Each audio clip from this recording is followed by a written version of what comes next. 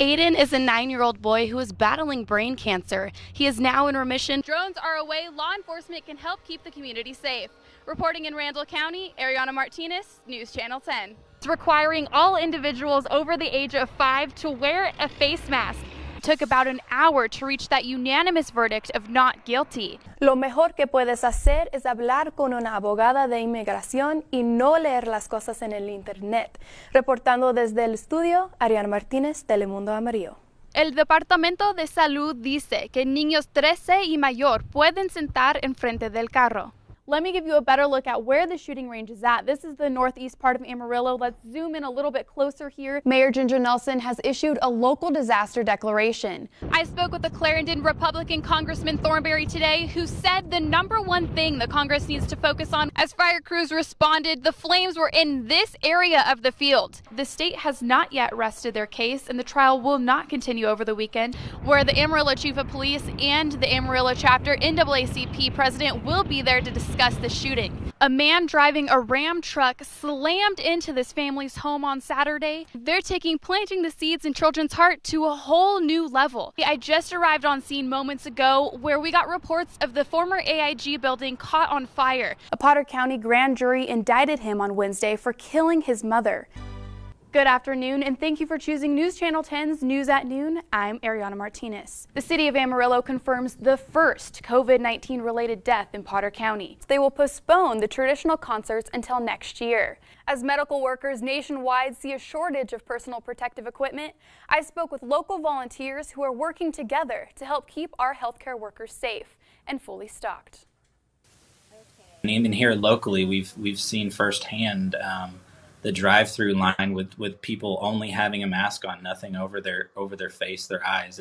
It's something that absolutely can't be an oversight. As many businesses are closed and more people stay at home with more time on their hands, one Amarillo dentist thought of a way he can help those on the front lines with equipment he already had.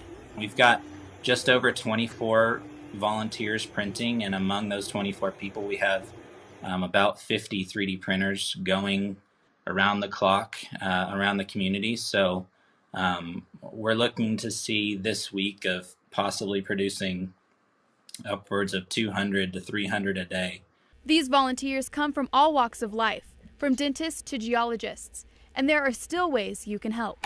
The way that the rest of the community could help is by funding us, and if there is anyone else that has a 3D printer, they can join up, and that way we can just let the healthcare workers know they're not alone in this fight. These masks are being donated to hospitals and clinics at no cost. Instead, the group is asking for monetary donations from the community. The primary purpose of that is to reimburse all of our volunteers for their materials. And additionally, down the road, all the donated 3D printers that we've gotten, we're going to be giving back to the community, whether that's to schools and educational institutions. And then at the very end, if we do have some surplus funds available, we're going to be looking to donate that back to the community as well. Word has spread, and this group is seeing requests from outside of Amarillo. And we're starting to get orders from across the state. So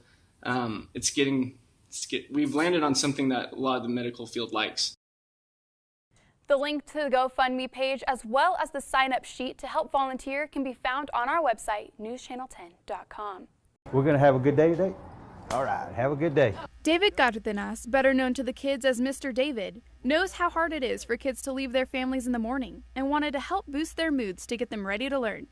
With his school having full-day pre-kindergarten classes, he noticed some had trouble opening the door.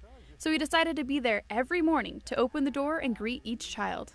Some of them come in, they're crying, and I'm trying to kind of make them happy, to make them feel good, because they're going to be here all day, so we want them to feel, good here at the school and things like that.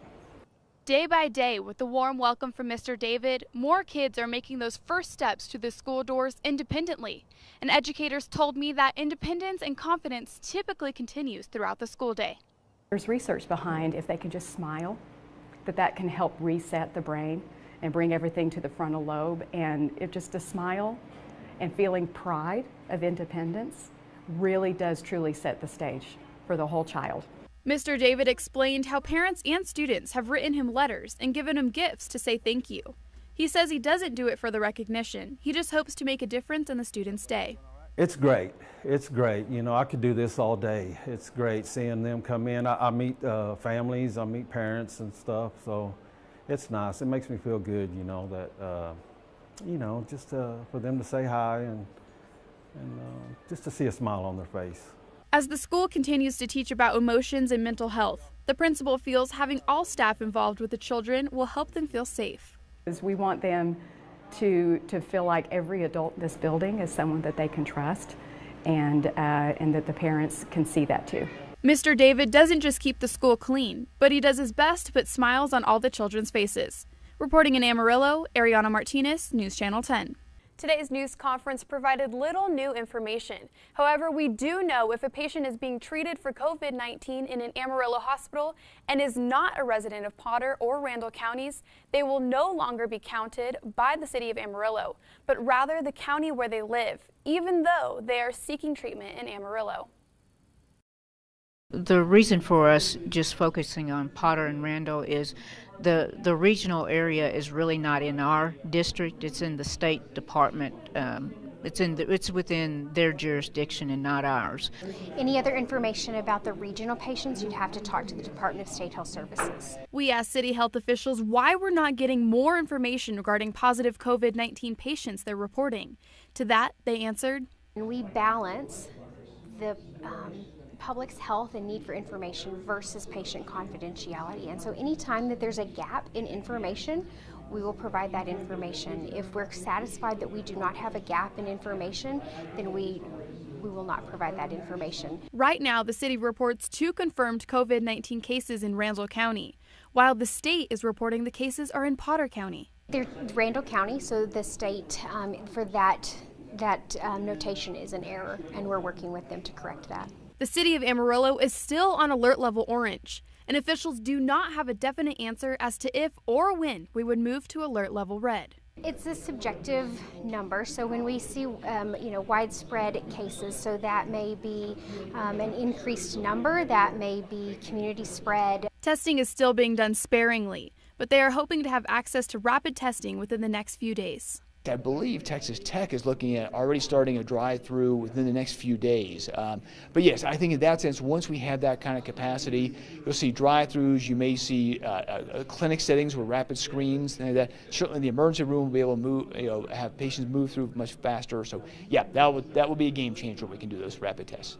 For the first time, a representative of the VA joined city leaders. He says testing is taking longer for patients at the VA as the tests have to be shipped to California. We are working rigorously so that we can provide the full testing in-house in our lab. And so that we're still about a couple of weeks away from doing that, being able to perform that function in-house. Most medication will now be shipped to VA patients. They're asking their patients to call ahead if they are experiencing symptoms. But at this time, there is only someone available to evaluate patients over the phone from 8 in the morning until 4:30 in the afternoon. It may not be completely necessary for them to visit the emergency department at the VA, so we're asking for them to call ahead. As of this afternoon, there are no patients with COVID-19 at BSA, but there are 4 patients with the disease at Northwest Texas Hospital, 3 of whom are on ventilators. There have been 98 total tests reported through the health department, and 17 are still pending. Reporting live in studio, Arianna Martinez, News Channel 10.